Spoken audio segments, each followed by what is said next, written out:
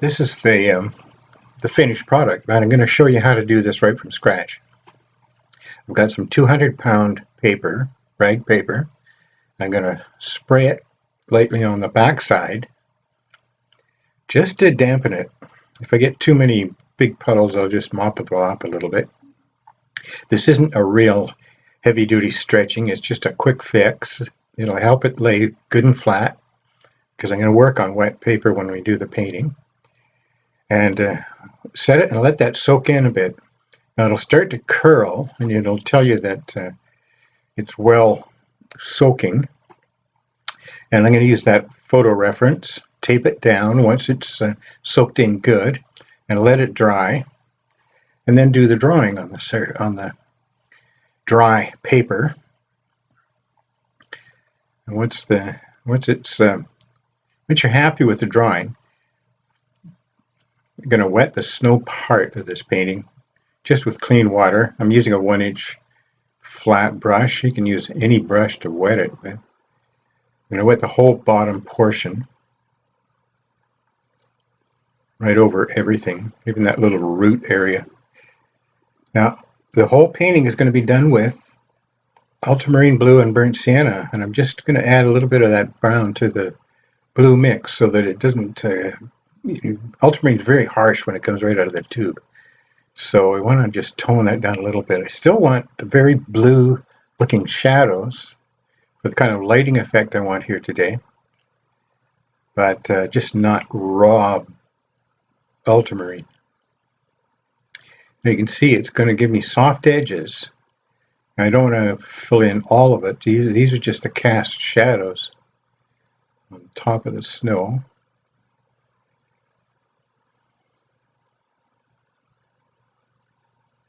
Leave some light bits showing through.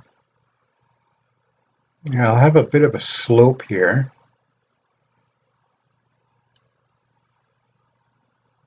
My light I'm suggesting is going to come from the top left across to the bottom right. Oh, the paper's drying quickly today.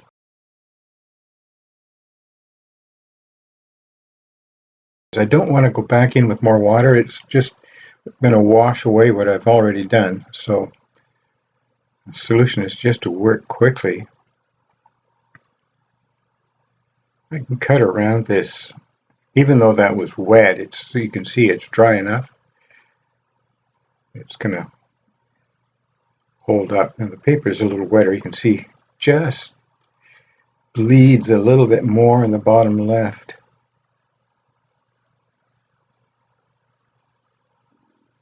That's all we really need. But now the paper's dry. I want to show you another technique here for getting soft edges. Just put these puddles down and then quickly clean the brush. Come back and just touch that edge before it's dry, and it'll blend it. But you got to be pretty quick. You just want to touch the edge. You don't want to feed water back into the wash.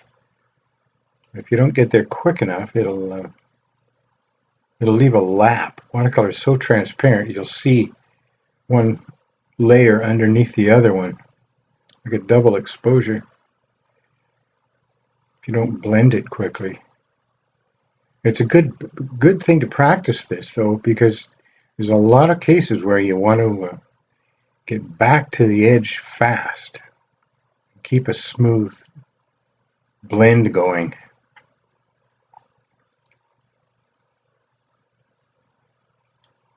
I don't like those hard edges there and there. I want it to still be light there, but I don't want it to have those crusty edges on the snow.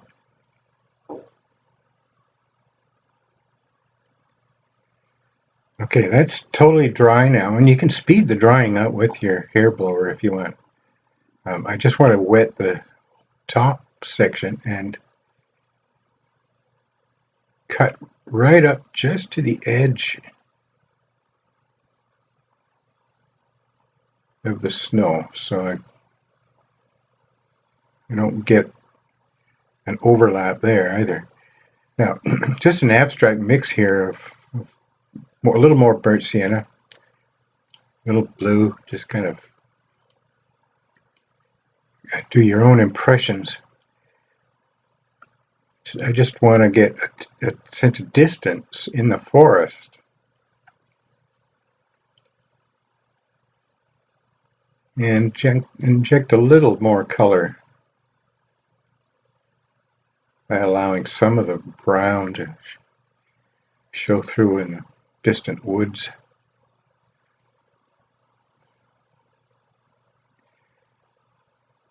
It doesn't matter if paint gets into those featured trees. I would just like to avoid getting too much on them because I'm going to have a bit of snow stuck in the bark,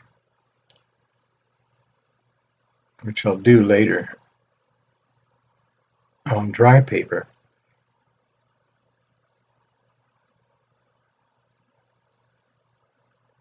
Just carefully working these darks right up to the edge of the snowbank.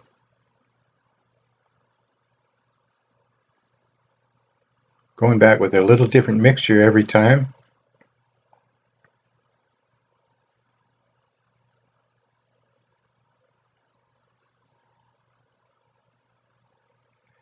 Now I'm going to work with a round brush here, and I'm just using enough water that was on the palette and a little bit that was in the brush to create a thick mixture, but it's got to be a mixture of water with the paint. It can't be pure paint right out of the tube, or it'll leave like a crayon mark. So I want real darks on this wet paper, and the paper's still wet from that first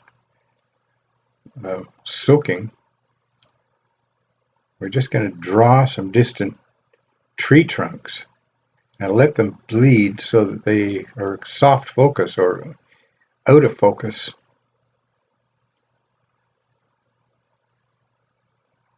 And they're going to dry a lot lighter. You'll get used to working on wet paper and notice how much lighter it dries,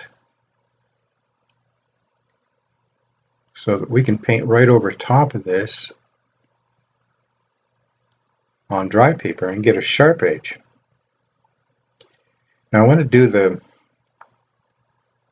two featured trees here.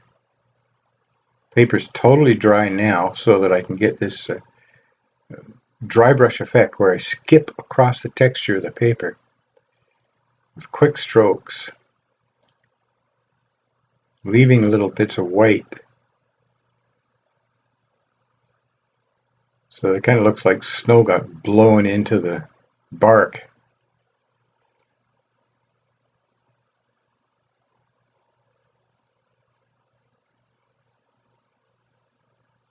Just a little more burnt sienna in that same mixture to give it the kind of a brownish dominance, but still quite a dark gray.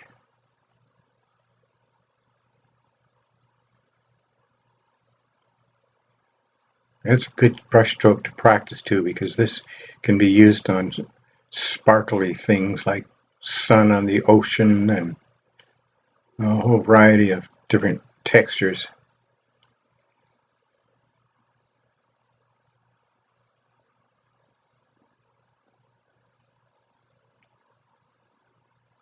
I just keep looking back at my reference once in a while just to sort of get ideas for what these shapes are. My tree is a bit too smooth here. I'd like to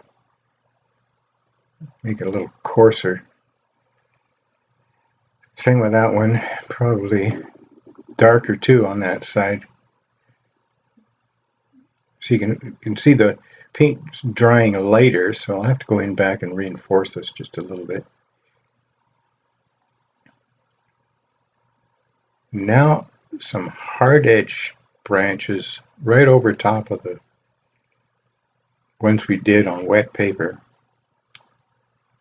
And you get a feeling of distance now between the ones that are in focus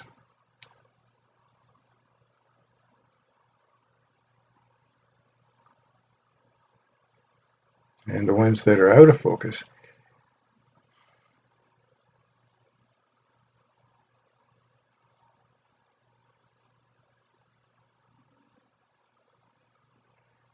This now, this is a liner brush. Sometimes they call it a rigger brush because it's commonly used to do boat riggings. But you can get them in different sizes. 2, 3, 4. I don't think they go much bigger than that. Maybe they do. But they hold a lot because the brush is long and gives you a nice long thin line.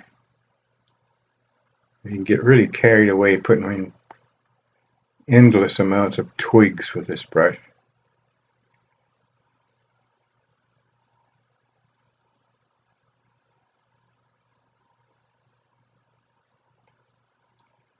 Now I want to do a bit of softening of these edges. This is a cheap oil painting brush that I've cut off and sanded down with a piece of sandpaper to make it here's even. Then you just wet it, just a little bit of water on it, and scrub the paint and then lift it off.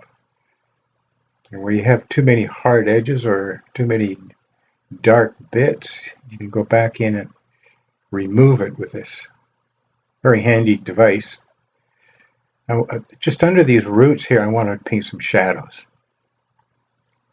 And then I'll put in a few dark brown roots, and soften that edge again with a clean brush.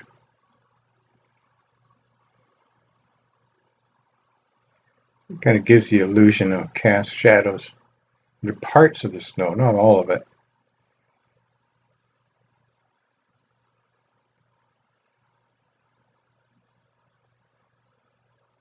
Just a few darks. So if the darks go in, it helps the snow look whiter. Now, tear a piece of paper, just a scrap, and find a place that sort of fits an edge of your existing snowbank. And going back to that liner brush, I'll just put a few bits of grass sticking up through the snow. Just kind of finishing touches here to dress it up a little.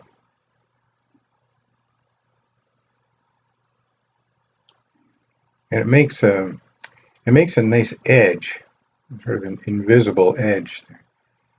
And I'll rip another piece, just going in the other direction to see if I can fit it in here. It'll help to describe that little bit of snowbank that I was trying to get with my washes. That's enough. I think that's all we need.